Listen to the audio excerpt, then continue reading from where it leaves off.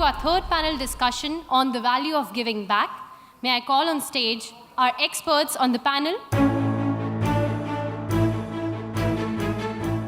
This panel is actually about how to consume wealth in the right way. So everybody sitting here knows how to use the wealth the right way. And what we are trying to do is trying to deal with the inequity that society has created. Some of the richest people in the world have understood this idea.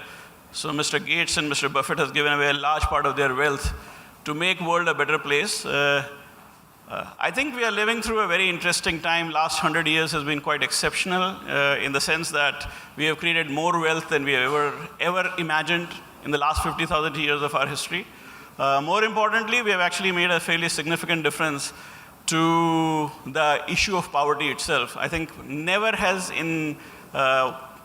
ever in our history has poverty reduced so significantly as is in the last 50 odd years.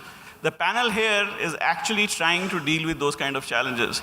And the reason I mentioned that we are good consumers of capital is because some of you were talking about unicorns and people who created significant wealth, so that you understand that in 5,000 days, we need to actually allocate $2.5 trillion in order to actually achieve those goals that I mentioned about. So people sitting here, and that's where I was actually thinking that when we talk about unicorns, you might have to change the definition of unicorn in case we have to deliver on sustainable development goals, because we can consume trillions of dollars, not billions.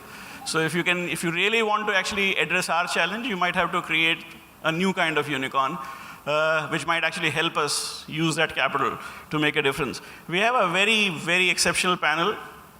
These are people who are not necessarily the so-called development jholawalas. These are people who have come from very different backgrounds and have chosen to play a fairly important role in the area of impact. So what we will try to do is first try to understand what each one of them are doing, and then try to actually see why is it that impact side always struggles on scale. So my first question to Archana, you are probably working with something which is generally very different. You're talking about looking at the ability of those whom we generally look at from the lens of disability. What is it that you are trying to do, and how do you address this inequity?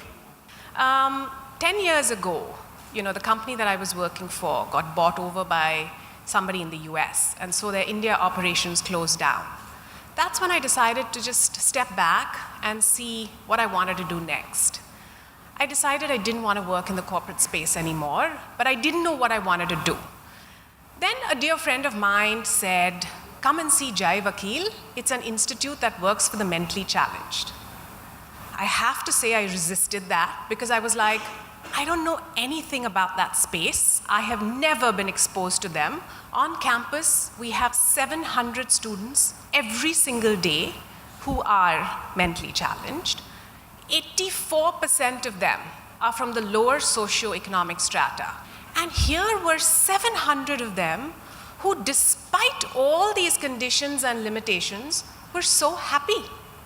Needless to say, I was hooked, and I stayed back at Jai Vakil, and I have been there for the last 10 years, working very closely with Mrs. Shroff, who was from the founding family at that time. But 3 years ago, Mrs. Shroff passed away, and I became the default succession plan. So today, that's how I am where I am. And I just wanted to point out that as per the last government statistics available, 2% of our population is mentally challenged. Honestly, do we even know what that means? I'm not so sure, because I didn't 10 years ago. What that translates into is that 1 in 50. So it's really a cause that we can't pretend doesn't exist, and therefore I've kind of decided to spend my time with them, because just working with them, looking at them, helped me put my life in perspective. Zarina, how do you actually explain Swadesh Foundation? I have some idea of it, but maybe the audience would like to hear from you. Yeah. So Swadesh, really the way we think about it, of course we made a movie by that name, is Swa se bane des. Swa se bane des. Our goal and our hope, of course, as I said, is to lift 1 million people out of poverty in rural India. We had a small NGO which we used to work in, but it was really small, and we didn't give it that kind of personal time. And I was very clear I wanted to give it all my time. And of course, we of course earned a lot of money. Once we sold our companies, we had a lot of money. We really wanted to give half of it away at least. And we came to 3 realizations. The first is that there's no silver bullet to poverty alleviation. Second most important is we decided, and out of our learnings, we realized that we really need to design an exit strategy from day one. Now, I don't think we've succeeded in that. We have not yet succeeded in designing a perfect exit strategy. But we realized that when we go in, we need to start thinking, how are we going to get out? So the key word, the key operative word is empowerment. And the last one is collaborate, collaborate, collaborate. And this we've learned from our TV and movie experience. You just heard from somebody who actually used their own capital to create a foundation, to Vidya, who actually used a corporate foundation. Would it be right for me to say that? Yeah. So Vidya, why don't you tell us what is it that you have been doing on inequity? So I represent Edelgive Foundation, which is part of the Edelweiss group. I joined the group in 2000. I was CFO until 2007.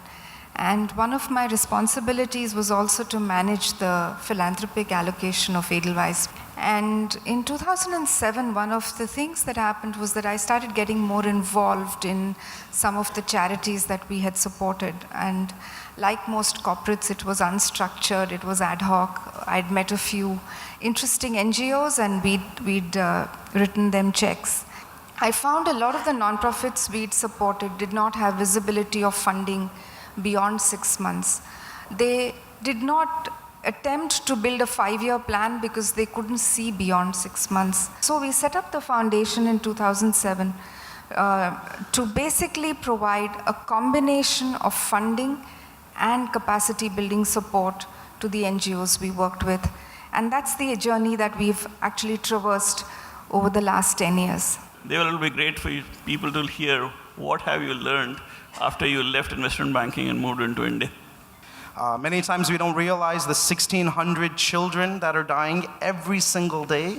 1,600 children every single day under the age of 5 because of lack of good water, lack of sanitation, lack of nutrition.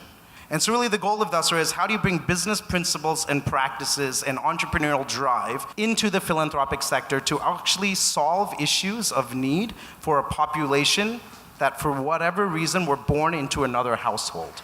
And that's kind of what we at Dasra have been doing for the past 17 years, is enabling families, corporates, foundations to make smarter investments, funding, and grant decisions, while simultaneously building the capacity of management teams on the ground that are absorbing this kind of capital. Thank you so much for being such patient listeners to us. And hopefully, we will have more of you not only actually thinking about your purses, but about your brains also, while dealing with the issue of inequity that this country and the world faces. Thank you so much.